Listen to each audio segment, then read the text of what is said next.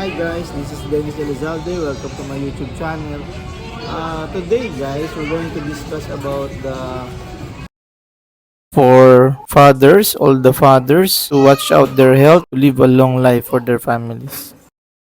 Kaliwang bahagi ng emergency room ng Fatima University Medical Center, kung saan lumitaw na umabot ng 220/120 ang kanyang blood pressure at naging 270 naman ang kanyang blood sugar. Nakita sa kanyang CT scan na may slight bleeding na siya sa kaliwang bahagi ng kanyang utak. Doon na nila na-realize na nagkaroon na si Arnold ng hemorrhagic stroke. Inilipat na daw si Arnold sa St. Luke's Hospital kung saan binabantayan na ang kanyang blood pressure at sugar. Meron ding mensahe si Arnold Clavio sa mga netizens patungkol sa kanilang kalusugan. Ayon kay Arnold, feeling okay does not mean you are okay. Feeling good does not mean we're good. Listen to your body. Traidor ang hypertension. Always check your BP. Ito yun guys, yung laman ng tester. Glucose tester kit. Yan. Ito yung tester, ito yung needle, ito yung scanner na yung tip niya na nilalagay dito. So ito yung to determine the glucose in your blood. Watch out for diabetes yan. And then this one naman guys, yung BP. So BP machine naman. Gaganituin mo siya.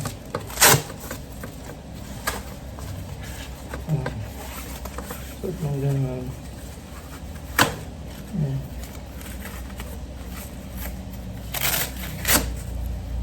Ayan. Ayan. Okay. Tapos ito. Yun. Stop, please keep quiet. 119 millimeters of mercury.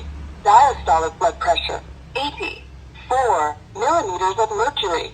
Heartbeat, 83 beats per minute.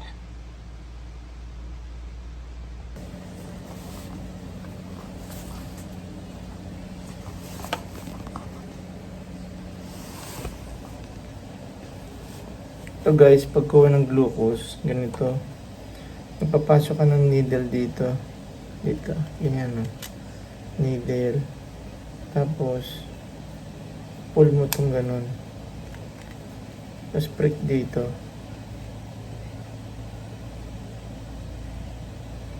Nag-prick na ako guys. Ito. So, pag check mo ng tester mo, yan na siya. 96. Diyan yung blood. Ito. Ito yung scanner. Okay. So, ganyan yung gagawin guys sa glucose content.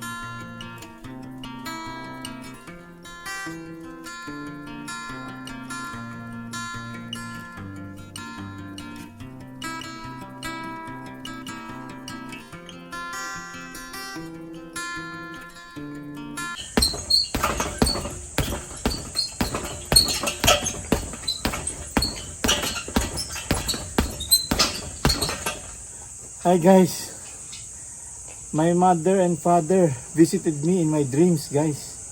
I saw them clearly in my dreams this Monday. My mother was cooking in our old house in the kitchen. Her back was turned opposite me. Then my father was reading newspaper. Then I told my mom, "Hi ma, hi pa." And then my mother said, "You're not yet time. You have many things to do," she said. And then I was thinking, what was that? Then I heard something saying, "Sir, sir." So my mom said, "What is that?" Then I said, "I don't know." When I look around, I heard my employee calling me sir at the front of our house. So it means my mother was reminding me something. And then the following day, I had lunch with my friends and I ate too much, guys. My blood pressure went up. So it made me realize that my parents are alive and speaking to me through my dreams, guys. Suddenly, guys, it's important, guys, because my mother was always reminding us to put value on our health, to exercise, to eat the right food, don't eat the junk foods and cholesterol. And guys, my mother died of high blood, and my father got a stroke also. So they reminded me that genetically I have to protect myself from that kind of sickness also which they encountered. So they want us to be healthy also. So that was a reminder to me that I should take care of my body, to my health, my families as well. Okay guys, thank you. Ayan guys, ito ang ginagawa ko guys. Nagbo-walking ako dito sa City Hall guys. Madali naman kausap dito, syempre pag Manileño tayo, di ba? Kailangan naman di tayo payagan ng City Hall dito. Mag-iikot-ikot lang. Okay guys, samahan nyo ako guys ha. So guys, ito muna ako nagpa-park, tapos mag-iikot-ikot ako rito sa City Hall, sa park. It's a form of my exercise, walking.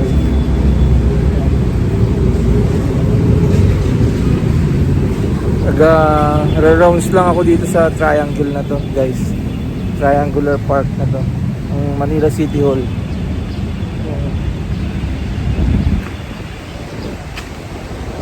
Habang yung wife ko nasa SM, babayad ng bills, yan, dito ako nag-iikot-ikot, dito ako naghihintay, dyan ako nagpa-park sa loob yan. Kasi pag taga Manileño naman tayo, taga Maynila tayo, syempre papayagan nila tayo dyan na mag-park dito, public to, government property, para to sa mga Manileño. Okay. Hi guys, join us for exercising, walking here at the Ateneo grounds. Me and my wife Tigul. Hi. Say good morning. Parang bata eh. Guys, dito kami. Oh, good morning daw. Dito kami guys sa Ateneo School grounds. Nagwo-walking, exercise. Kailangan na namin ng exercise guys eh. Minsan doon kami sa near our office sa Salcedo Park, minsan dito, minsan sa CCP, minsan sa farm, basta kung saan merong nature, doon kami, diba love?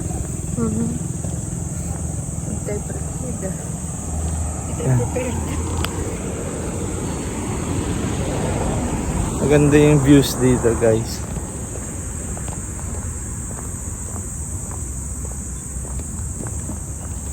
Okay guys, continue to like and subscribe to my YouTube channel. Sorry, hindi pa masyado ako nakakapag-upload ng videos because I'm busy with my work and with the Kala ko busy with my wife. family, and of course busy with family and busy with taking care of my health also. Okay guys, I hope you also do it, exercise. That's the green part. Okay. This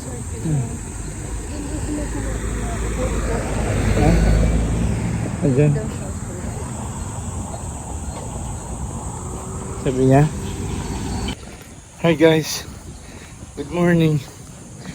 This is another day of my walking exercise here at the Ateneo grounds. Here's the Church of Jesus, guys. Church of Jesus. Look. Very nice.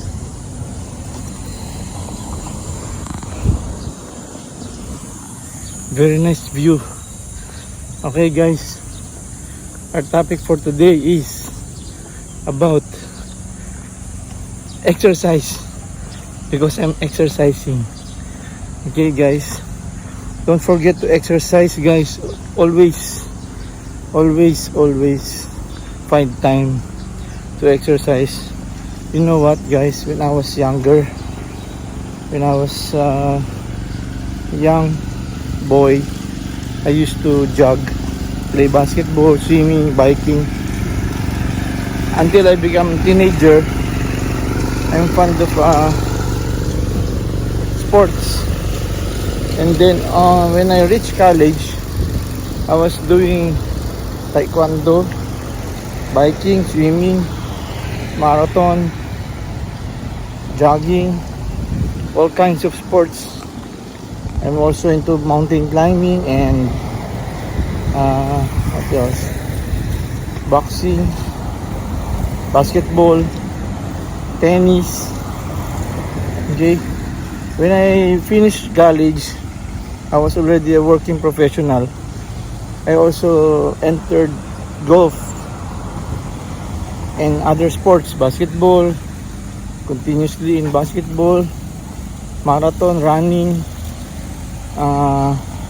swimming, biking, jogging, all kinds. Until I reached 35 to 37 years old, I was doing marathon and gym. I was working out in the gym. And when I went to Dubai, I continued my working out in the gym and jogging and walking. Okay, when I reached 40 and up to 42, I was doing marathon, swimming, basketball, biking, golf, tennis, all kinds. I was into sports. Only up to pandemic guys, I suddenly stopped, and because of the pandemic there was a lockdown. I briefly stopped the sports. Okay, when I stopped the sports, I became fat, not fit anymore in the house because there's no outdoors at the time, for about 2 to 3 years, until sometimes I do walking in the park, but still it's not enough. Should be 3 times a day, 3 times a week, or every day or every week, at least hard exercise. But when I reach now my age, when I had a physical checkup, the doctor said it's good that I was able to exercise when I was younger. So my glucose is not high. All my health, my liver, heart, kidney are all good. Only the blood, there's some cholesterol and uric acid, but my glucose are all good. So because in this life guys, you must remember this guys, the sickness of your parents or there's a history in your family of deadly disease or illnesses like diabetes, high sugar, hypertension, high blood, high cholesterol, kidney problem, liver problem, you must avoid it or the food that associated with it, and continue to exercise. So during this time in pandemic, I was not able to continue my prevention, my exercise. It's only when the pandemic is finally ended, that's the only time that I was able to go out again and indulge into exercise and sports. But since I became fat, my weight gained. Before I was 78, 80. Now I became 80, 86, 88 kilos. So I still need to decrease my weight until about 70, 72. So there's a lot of working out to do. Okay, especially that we're aging already. We have to monitor the blood pressure, the glucose content in the blood, and also diet and exercise, especially the cholesterol. So now I have to watch out. Okay, there are no detections or whatever, but I must watch out because my family history, there's my father had diabetes, my mother no diabetes, she's trying to control, but she has hypertension and high blood. My father have high blood also and hypertension, kidney problem, and heart problem, and high blood also.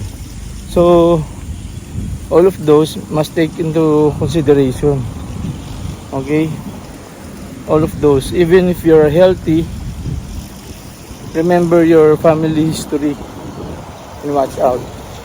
This is just a friendly advice or a brotherly advice. Okay guys, thank you. Ito pa pala guys,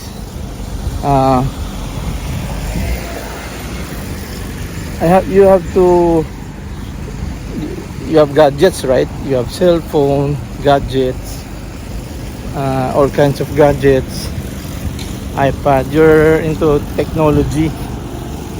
So since you are using lots of gadgets, into technology, use it to protect yourself, your body, your health. That's why my gadgets are not only cell phone and other technological advancements, but also I always bring blood pressure tester and sugar glucose tester. Okay, every twice a week I check my glucose in the blood. I prick my hand, my finger, get sample of my blood. I do it on my own. I have a gadget for that, and me and my wife were doing it. And also the blood pressure, it's all battery operated. You can use it anywhere. I'm also checking my blood pressure, So all those things, guys, take advantage of technology and gadgets. Okay, don't hesitate, guys. You don't need the medical attention, but you need monitoring. Okay, if there's a you know the limits, you search the YouTube, you educate yourself. Okay, avoid the foods that's harmful to the body. I do not smoke. I do not indulge in liquor. I do not stay up very late at night. I also do not indulge into other things like hypertensive things like riding the roller coaster or what else, bungee jumping. Okay, so your hypertension will not kick. Okay, so we must watch out for all those things that are harmful to the body. Okay, start to learn proper maintenance of your health, your body. Eat the right food. Do not eat junk foods. Avoid ice cream, pizza, and so much carbohydrates. Okay, guys, we have to live longer for our kids, for our families, to help our families. It's hard when there's sickness in the family. I took care of my father since he got sick at the age of 47. In 47 he had a stroke, and also 52 and 56, and his fourth stroke already took him. Okay, but he got stroke when he was younger, 47 years old, 52 years old, 56 years old, and 71. All those years, guys, I was with my father. Okay, so I took care of him until he reached 71, and the last stroke that he had already took him because his body is already weak due to many complications. Okay, guys,